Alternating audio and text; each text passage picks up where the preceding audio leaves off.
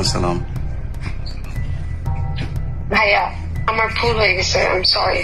Please ভাইয়া, এটা করেন না। কি সরি? কিসের সরি? আমি ভুল করছি, আমি সরি, আমার দ্বারা ভুল হয়েছে। আপনি প্লিজ ভাইয়া, কোনটা ভুল করছেন? যেটার কারণে আপনি রাগ করছেন সেটা ভুল করছেন। আমি কি জন্য রাগ করছি আপনি সেটা জানেন কেমনে? আপনি জানেন আমি কেন রাগ করছি? এই যে ছবিগুলো আপলোড দিচ্ছেন ভাইয়া, কেন দিচ্ছি? আপনি আমার উপরে রাগ করছেন, আমি আপনার কথাগুলো প্রেমের সম্পর্ক আমি রাগ মান অভিমান করবো? আপনার সাথে আমার কি কোন সম্পর্ক আছে? না না না, আমি বললাম তো আমি আপনার বোনের মতো, বড় বোন বা ছোট বোন।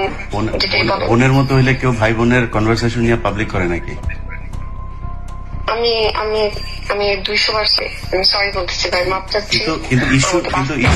কিন্তু ইস্যু ওইটা না। ইস্যু হচ্ছে যে আপনি যে গেম খেলতেছেন, আপনাকে সেইটার জন্য আপনাকে সবার সামনে সরি বলতে হবে যে আপনি আপনার শ্বশুর আপনাকে কখনোই যৌন হয়রানি করতে চান, এটা আপনাকে স্বীকার করতে হবে।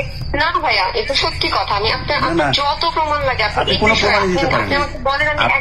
আপনি কোনো প্রমাণই দিতে পারেন না যে আপনার শ্বশুর আপনাকে যৌন হয়রানি করছে, এটা কোনো প্রমাণ দিতে পারেন নাই। ভাই আমি আপনাকে ওয়াদা করতেছি ভাই, আমি আপনাকে ওয়াদা করতেছি আপনার সাথে এটা নিয়ে আমার সেভারাল টাইমস আপনার সাথে আমার আলাপ হয়েছে, বহুত কনভারসেশন হয়েছে। আপনাকে আমি বারবার জিজ্ঞেস করছি যে আপনি আমাকে, সে যে আপনাকে ব্যাড টাচ করছে, সে আপনাকে বাজে অডিও পাঠাইছে বা বাজে কোনো কথা বলছে, বাজে টেক্সট করছে, কিছু দেন আপনি কখনই দিতে পারেন নাই। আমি যেটা আপনাকে ওয়াদা করতেছি আমি দিব, আমি সেটা ওয়াদা করতেছি। আপনি এটা থাকলে আপনি এতদিনে ভুল দিয়ে দিতেন। হ্যাঁ, কিন্তু আপনি সেদিন আপনার সাথে আমার না লিসেন আপনার সাথে সেদিন আমার কথা হলো, আপনাকে আমি বললাম যে আপনার এই বিষয়গুলো নিয়ে আমি আপনারা লাইভে থাকবো, আমরা কথা বলবো। আপনি বললেন যে না, আপনি বহুদিন ধরে আমার সাথে লাইভে আসতে চান। আমি যখন রাজি আপনাকে বললাম, তখন আপনি বললেন যে ওকে আমি পরে আসবো, এখন আসবো না। ব্যাস, এরপরে আপনি আবার ফের কল করলেন, কল করে বললেন যে ভাইয়া আপনি কি আমার কথাগুলো এতক্ষণ রেকর্ড করছেন, আপনি আমার কথাগুলো আপনি কোথাও পাবলিক করেন না। আমি দলীয় ভাবে আমরা দেখছি, এটা এনসিপি এটা দেখতেছে, সো এনসিপি এটা করবে। তারপরে আমি কি করছি, তারপরে আমি বলছি যে ওকে ঠিক আছে। আপনি 10 মিনিটের মাথায় এটা নিয়ে আপনি এই বিভিন্ন লোকজনকে যায় দিয়ে আসতেন, যারা কিনা এটা আমার ভুল হয়েছে। আমি মানুষের কথায় চলে আসছি, আমি আপনার কাছে আপনি মানুষের কথায় চলেন না, আপনি ডিজিএফ এর কথায় চলেন। আপনি ডিজিএফ এর কথায় চলেন।